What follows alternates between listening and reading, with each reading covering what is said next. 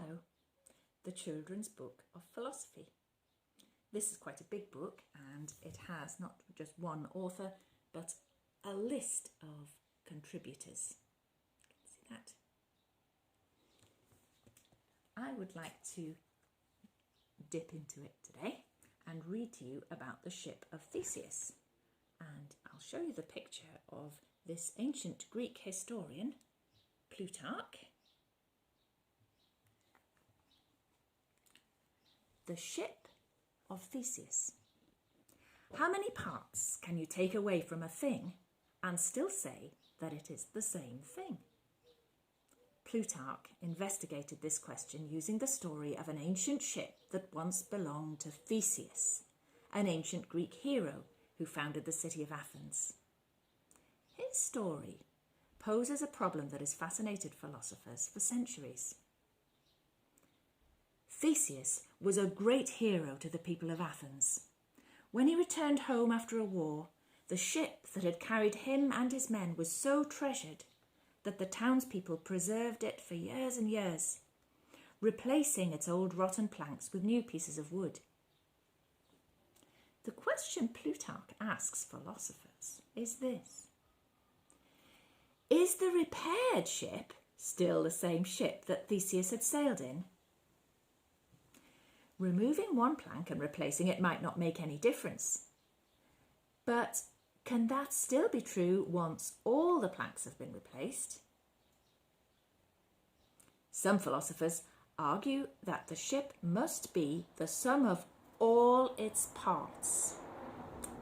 But if this is true, then as the ship got pushed around during its journey and lost small pieces, it would already have stopped being the Ship of Theseus. Others argue that the ship is the Ship of Theseus because of its structure or shape. But if this is the case, any ship that was the same structure or shape would be the Ship of Theseus, even if it were made of plastic.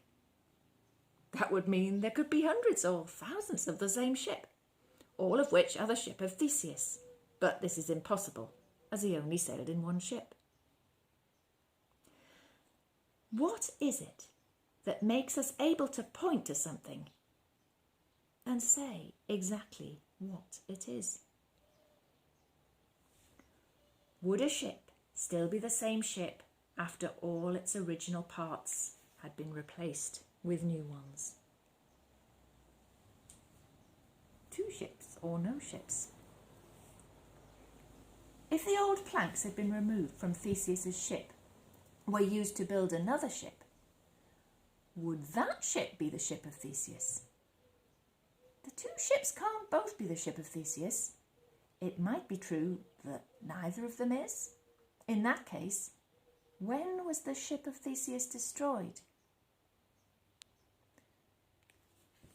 Would a second ship made from the pieces of the old one be the real Ship of Theseus?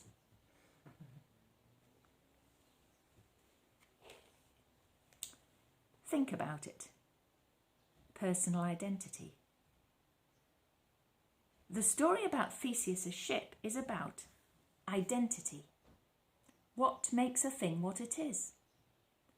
We can think about people in the same way. For example, we think of ourselves as being the same person we always were, even though our body makes new cells and blood all the time. Our skin cells are replaced every 7 days and our body's cells every 7 years. That's like replacing all the planks of Theseus' ship over and over again. Are we still the same person? And if so, in what way? Identical people. Just as we could make an exact replica of Theseus' ship, future scientists may be able to clone humans, making a new person which is identical to someone else. It is possible that they could even put all the same memories into the new cloned person. Who is the second person if the two people are completely identical? What about consciousness? Some philosophers have argued that people are different from ships. A person is more than just physical skin and cells. They have ideas, thoughts and memories. But what is it exactly that makes us feel so sure that someone is the same person over time? What makes Sarah, aged 8, the same person as Sarah, aged 98?